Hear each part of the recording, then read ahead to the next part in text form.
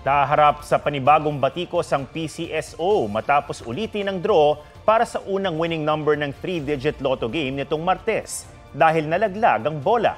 Tanong ng ilang netizen, bakit hindi inulit ang pagbola sa lahat ng numero?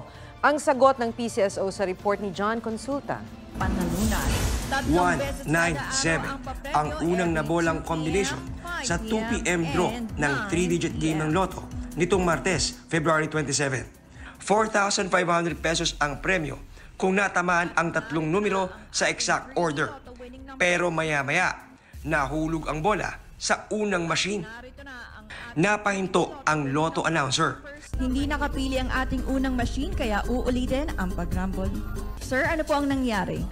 Makikitang sumenyas ang draw assistant.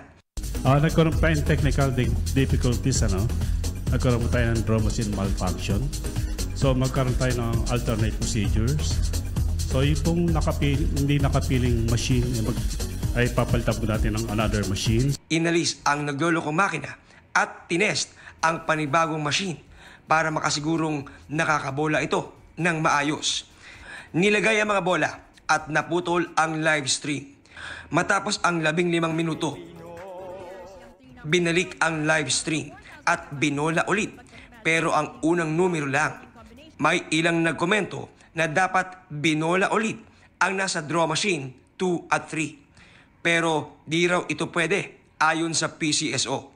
Once the draw machine already selected a number call, that is already the official winning number. Hindi po natin pwedeng baguhin uli. Lalo na live po ito, telecast nakita na po yun ng tao. Rest assured that the PCSO is preserving the integrity of lottery draw operations. Sabi pa ng PCSO, hindi matuturing na glitch ang nangyari. Dati na rin daw ito nangyari. Paiimbestigahan daw ni Senate Games Committee Chairman Senator Raffy Tulfo ang insidente para malaman kung glitch nga ba ito o isa na namang kahina-hinalang aksyon ng PCSO. Bad timing daw ito, lalo't di pa raw tapos ang resulta ng investigasyon sa iLotto. Kabilang na ang tila sunod-sunod na pagtama ng jackpot sa iba't ibang lotto games.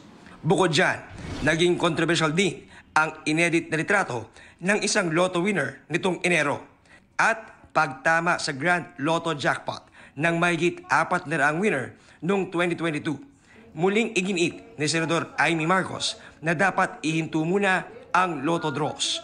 Dapat daw maging transparent ang PCSO sa pagbola pati sa pag-anunsyo ng panalo. Pagtitiyak naman ng PCSO, may lotto draw judges na nagbabantay sa buong proseso, kabilang ang taga-Commission on Audit. John Consulta, nagbabalita para sa GMA Integrated News. Mga kapuso, alamin ang State of the Nation. Mag-subscribe sa GMA Integrated News sa YouTube.